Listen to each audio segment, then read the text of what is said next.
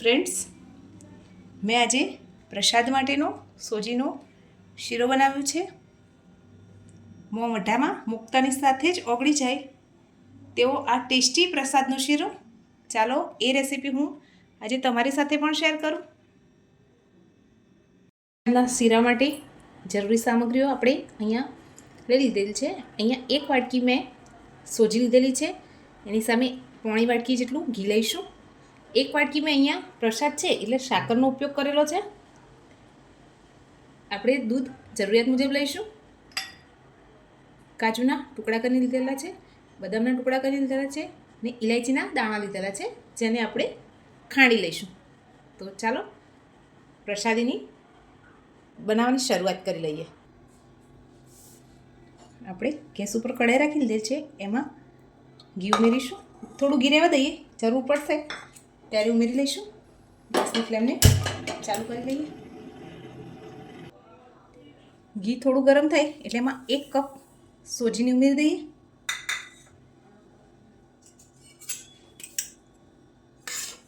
હવે સોજીને ધીમા ગેસની ફ્લેમ ઉપર શેકવાની છે.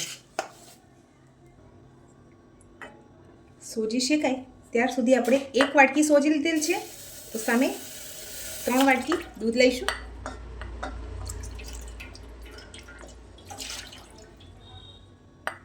આપણે અહીંયા આ શીરામાં પાણીનો ઉપયોગ નથી કરવાનો, આપણે દૂધમાં જ બનાવીશું.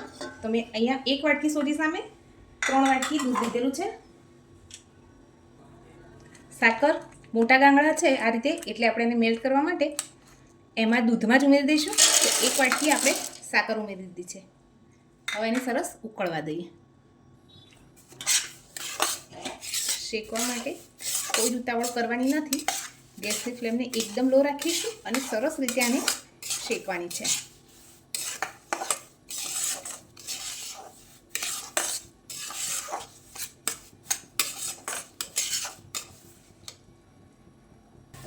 સોજીને હલાવતા રહેવાનું છે અને શેકાવા દેવાની છે, જેથી નીચે તળિયે સોજી દાજી ના જાય અને સરસ રીતે શેકાઈ પણ જાય. આમાં એકદમ શાંતિથી શેકવાની છે. ગેસની ફ્લેમને લો જ રાખવાની છે, જેથી આપણી સોજી દાઝ્યા વગર સરસ રીતે શેકાઈ જાય અને પ્રસાદનો શીરો એકદમ ટેસ્ટી બનીને તૈયાર થાય.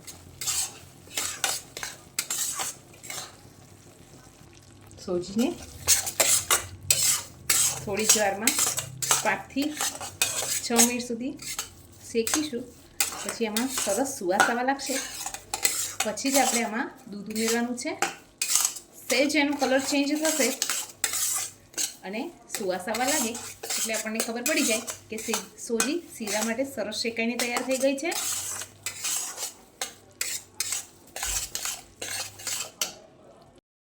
આપણે જે બાકી રાખેલું ઘી એ પણ ઉમેરી દઈશું.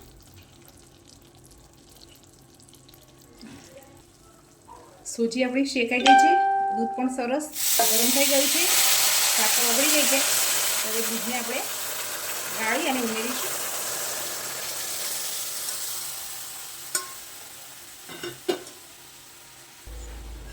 હવે આપણે આને સરસ રીતે મિક્સ કરી દઈએ. ખાંડ જો તમે મીઠું ગળ્યું થોડું વધારે ખાતા હોય તો તમે તમારા ટેસ્ટ પ્રમાણે વધારે કે ઓછું કરી શકો. નહીં તો આ સોજીના 1 વાટકી સોજી સામે 1 વાટકી સાકર અને પોણી વાટકી ઘી કમ્પ્લીટ માપ તૈયાર થશે. હવે આ સમયે આપણે આમાં બદામના ટુકડા, કાજુના ટુકડા ઉમેરી દઈશું. લાસ્ટમાં આપણે ઇલાયચીને ખાંડીને ઉમેરી દઈશું. હવે સરસ મિક્સ કરી લઈએ.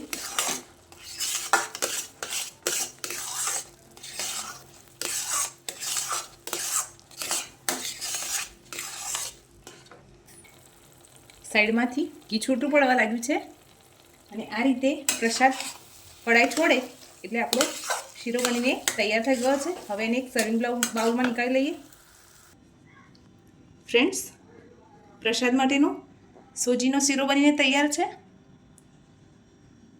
તમને મારી આ રેસીપી કેવી લાગી છે મને કમેન્ટ કરીને જરૂરથી જણાવજો.